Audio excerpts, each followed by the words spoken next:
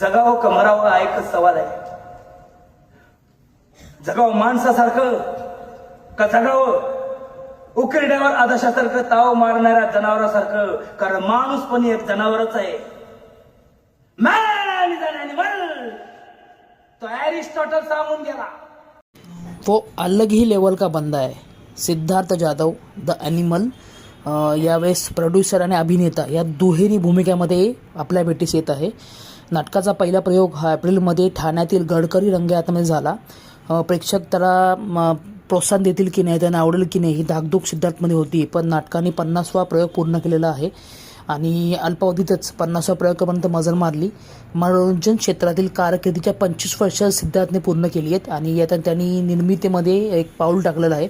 आणि मग नाटकापासून प्रेक्षकांना खूप अपेक्षा होत्या आणि भरभरून प्रेक्षकांनी प्रतिसाद दिला आहे. महेश मांजरेकर सरांनी त्यांना नेहमी प्रोत्साहन देत आलेत आणि त्यांच्या पायावर पालटून त्यांनी पण आता प्रोड्युसरची भूमिका निभावली आहे. आज ॲनिमल मराठी रंगभूमीवर स्वतःचं वेगळं स्थान निर्माण केलं आहे.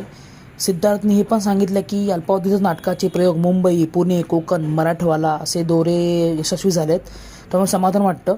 आणि त्याचबरोबर नाटकाच्याबद्दल बोलत तर सिद्धार्थ जाधव हा दत्तूची भूमिका करत आहे आणि आई बहीण अशा कौटुंबिक निगडीत प्रसंग साकारताना त्याला पर्सनल लाईफच्या गोष्टी पण जागा झाल्यात आणि त्यामुळे प्रयोग करताना एक चांगलं आणि एक भावनिक अनुभव त्याला आलेला आहे.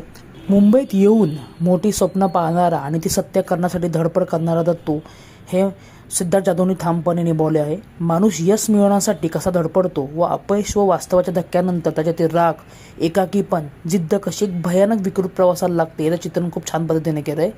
To be or not to be हा प्रश्न बाजूला सारून to be an animal or not to be an animal हा मूळ प्रश्न नाटका प्रेक्षकांसमोर उभा करतो. ते सिद्धार्थ सरांनी खूप जबरदस्त पद्धतीने साकारलेला आहे आणि एकदा नक्कीच पावा. खूप छान वन मॅन शो आहे सिद्धार्थ सरांचा ॲनिमल.